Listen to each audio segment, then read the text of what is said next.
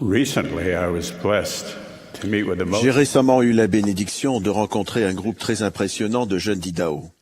one virtuous young woman asked Une jeune fille vertueuse m'a demandé the important thing they should quelle est à mon avis la chose la plus importante qu'ils devaient faire de leur vie en ce moment. I suggested J'ai suggéré recognize the apprendre à reconnaître le pouvoir de l'expiation de Jésus-Christ dans leur vie. today I expound on one aspect of Je vais aujourd'hui expliquer un aspect de ce pouvoir, personal strength à savoir la force personnelle que nous pouvons recevoir grâce à l'expiation de in Jésus-Christ. the Book of Mormon. We read of Ammon and Le livre de Mormon parle d'Amon et de ses frères qui enseignèrent l'évangile de Jésus-Christ à un peuple sauvage et endurci et féroce. many of the people were converted Beaucoup de ces gens furent convertis behind their et choisirent de laisser derrière eux leur conduite pécheresse. so complete was their conversion Leur conversion fut si totale qu'ils enterrèrent leurs armes et firent alliance avec le Seigneur de ne plus jamais les utiliser. later many of their unconverted brethren came upon Plus them tard, beaucoup de leurs frères qui n'étaient pas convertis les attaquèrent et commencèrent à les tuer. who chose to succumb Ces gens, maintenant fidèles, choisirent de mourir par l'épée plutôt que de risquer leur vie spirituelle en prenant les armes. their righteous example helped even Leur exemple de justice aida encore plus de gens à se convertir et à déposer leurs armes de rébellion. Ammon, the Lord guided them Grâce à Amon, le Seigneur les emmena sains et saufs parmi les Néphites, known et on les appela le peuple d'Amon. the Nephites protected them. Les Néphirs les protégèrent pendant plusieurs années, Eventually, the Nephite mais l'armée néphite commençait à s'épuiser, et des renforts devinrent indispensables. the people of Ammon were at a critical Le peuple d'Amon était à un moment critique de sa vie spirituelle. their covenant. Il avait été fidèle à son alliance de ne jamais reprendre les armes. They understood that fathers are Mais il comprenait que les pères ont la responsabilité de protéger leur famille. that needs seemed great enough to merit Cette consideration. nécessité semblait suffisamment importante pour mériter d'envisager de rompre leur alliance. Priesthood leader Helaman Élamant, leur sage dirigeant de la prêtrise, savait qu'il n'est jamais justifié de rompre une alliance avec le Seigneur. Il proposa une autre option inspirée. reminded them that Il leur rappela que leur fils n'avait jamais été coupable des mêmes péchés and therefore had not et qu'il n'avait donc pas eu à contracter la même alliance. the sons were very young. Ils étaient très jeunes, mais étaient forts physiquement. Et chose plus importante, ils étaient vertueux et purs. The sons were fortified by Les fils étaient fortifiés par la foi de leur mère. the direction that Sous la direction de leurs dirigeants prophètes, these young men could ces jeunes gens prirent la place de leur père in defense of pour défendre leur famille et leur foyer. the events surrounding this critical decision demonstrate how Les événements qui entourent cette décision cruciale montrent comment l'expiation de Jésus-Christ apporte une force personnelle dans la vie des enfants de Dieu. consider the tender feelings of those fathers. Pensez aux sentiments aigus de ces pères. Must they have felt Qu'ont-ils ressenti this action of en sachant que leurs actions rebelles du passé les empêchaient de protéger leurs femmes et leurs enfants au moment où c'était nécessaire? the atrocities of their sons with Ayant vécu personnellement les atrocités qu'affrontaient maintenant leurs fils, ils ont dû pleurer secrètement. not children. C'est aux pères Those to protect et non aux enfants à protéger leur famille. their sorrows must have Leur douleur a dû être vive. Why would their inspired priesthood leader fear their consideration to retrieve their weapons? Pourquoi leurs dirigeants de la prêtrise inspirée craignaient-ils qu'ils envisagent de reprendre leurs armes et que ce faisant, ils ne perdissent leur âme? Behold, Le Seigneur a déclaré, « Voici, celui qui s'est repenti de ses péchés est pardonné, et moi, le Seigneur, je ne m'en souviens plus. » these faithful fathers had long since repented of their sins and Ces pères fidèles s'étaient repentis de leurs péchés depuis longtemps through the atonement of Jesus et étaient devenus purs grâce à l'expiation de Jésus-Christ. not to defend Alors pourquoi ont-ils reçu le conseil de ne pas défendre leur famille? fundamental truth that through the atonement Le fait que nous pouvons être pouvons être purifiés grâce à l'expiation de Jésus-Christ est une vérité fondamentale. Nous pouvons devenir purs et vertueux. Parfois, cependant, nos mauvais choix nous laissent des conséquences à long terme. L'une des étapes vitales d'un repentir complet consiste à supporter les conséquences à court et à long terme de nos anciens péchés.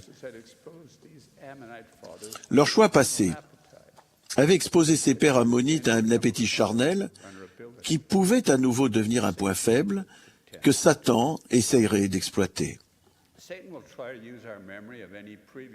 Satan essaye d'utiliser nos souvenirs de toute ancienne culpabilité pour nous attirer à nouveau sous son emprise. Nous devons toujours veiller à éviter ces appâts. C'était le cas pour les pères ammonites fidèles. Même après des années de vie fidèle, il était impératif qu'ils se protègent spirituellement de toute attirance pour les souvenirs de leurs anciens péchés.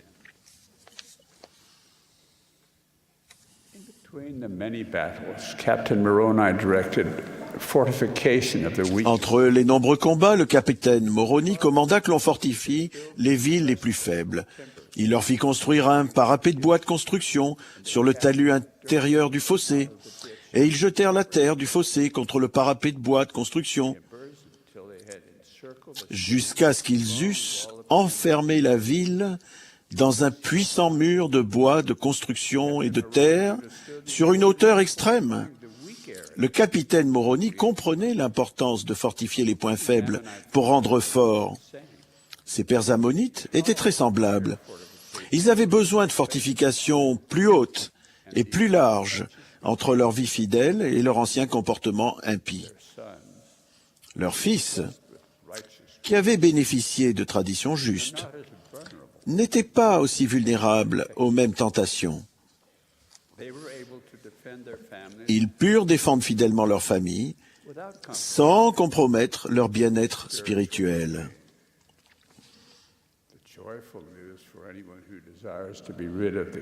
La bonne nouvelle, pour quiconque désire se débarrasser des conséquences des mauvais choix passés, c'est que le Seigneur voit les faiblesses d'un autre œil que la rébellion. Il nous prévient que la rébellion, dont on ne se repent pas, entraîne le châtiment. Mais lorsqu'il parle de faiblesse, c'est toujours avec clémence. Le fait que les fausses traditions de leurs parents furent enseignées aux pères ammonites doit bien entendu être pris en compte, mais tous les enfants de notre Père Céleste viennent au monde avec la lumière du Christ. Quelle qu'ait été la cause de leurs actions pécheresses, elles ont eu pour conséquence une vulnérabilité spirituelle que Satan allait essayer d'exploiter. Par bonheur, l'Évangile leur fut enseigné, et ils se repentirent. Et grâce à l'expiation de Jésus-Christ, ils devinrent spirituellement bien plus forts que les séductions de Satan. Ils n'avaient probablement pas été tentés de retourner à leur passé cruel. Et pourtant, en suivant leurs dirigeants prophètes, ils ne donnèrent pas à Satan l'occasion de tromper leur âme et de les entraîner soigneusement sur la pente de l'enfer.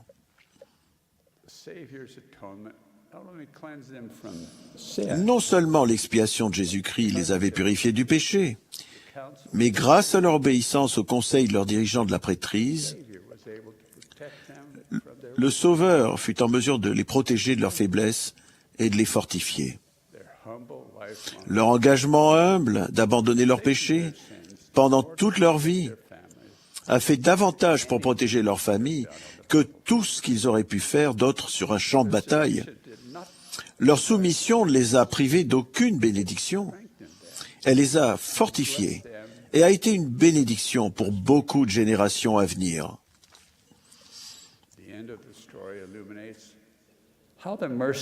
La fin de l'histoire montre comment la miséricorde du Seigneur rend fortes les choses qui sont faibles. Ces pères fidèles dirent au revoir à leurs fils et les confièrent à Élaman. Leurs fils participèrent à des batailles féroces, où tous reçurent au moins une blessure, mais aucune vie ne fut perdue. Ces jeunes gens s'avérèrent être un renfort vital pour l'armée néphite épuisée. Ils étaient fidèles et spirituellement plus forts lorsqu'ils rentrèrent chez eux. Leurs familles furent bénies, protégées et fortifiées.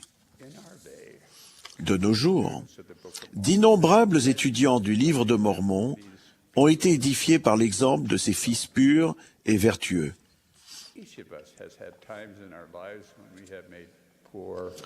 Nous avons tous eu des moments dans la vie où nous avons fait de mauvais choix.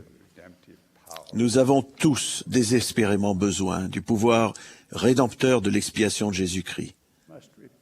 Nous devons tous nous repentir d'une rébellion ou d'une autre. Car moi, le Seigneur, je ne puis considérer le péché avec la moindre indulgence. Il ne le peut pas, parce qu'il sait ce qu'il faut faire pour devenir comme lui. Beaucoup d'entre nous ont laissé des faiblesses se développer dans leur personnalité. Grâce à l'expiation de Jésus-Christ, comme les Ammonites, nous pouvons édifier des fortifications spirituelles entre nous-mêmes et toutes les fautes passées que Satan essaye d'exploiter. Les protections spirituelles édifiées autour des pères ammonites furent une bénédiction et une force pour eux-mêmes, leur famille, leur pays et les générations ultérieures. Il peut en être de même pour nous. Comment édifions-nous ces fortifications éternelles? La première étape doit être un repentir sincère, profond et total. Grâce à l'expiation de Jésus-Christ, nous pouvons tous devenir purs et le fardeau de notre rébellion sera enlevé. Souvenez-vous que le repentir n'est pas un châtiment. C'est un chemin d'espoir vers un avenir plus glorieux.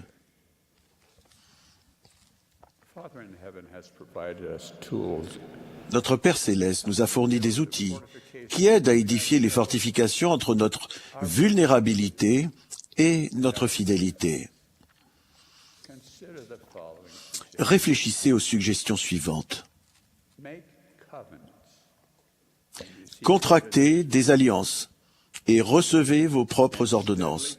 Puis, œuvrez avec régularité pour que les ordonnances du Temple soient accomplies pour vos ancêtres. Faites connaître l'Évangile aux membres de votre famille ou aux amis non-membres ou non-pratiquants. Cela peut apporter un enthousiasme renouvelé à votre vie. Servez fidèlement dans tous les appels de l'Église, particulièrement les visites au foyer et les visites d'enseignement. Ne soyez pas seulement un instructeur au foyer ou une instructrice visiteuse d'un quart d'heure par mois. Soyez au contraire proche de tous les membres de la famille. Apprenez à personnellement les connaître. Soyez un véritable ami. Par des actes de gentillesse, montrez-leur combien vous vous souciez de chacun d'eux. Chose plus importante encore, rendez service aux membres de votre famille. Mettez la croissance spirituelle de votre conjoint et de vos enfants en tête de vos priorités. Soyez attentifs aux choses que vous pouvez faire pour aider chacun. Donnez généreusement de votre temps et de votre attention. Il y a un thème commun à chacune de ces suggestions. Emplissez votre vie de service à autrui. Quand vous perdez votre vie au service des enfants de notre Père Céleste, les tentations de Satan perdent leur pouvoir sur votre vie.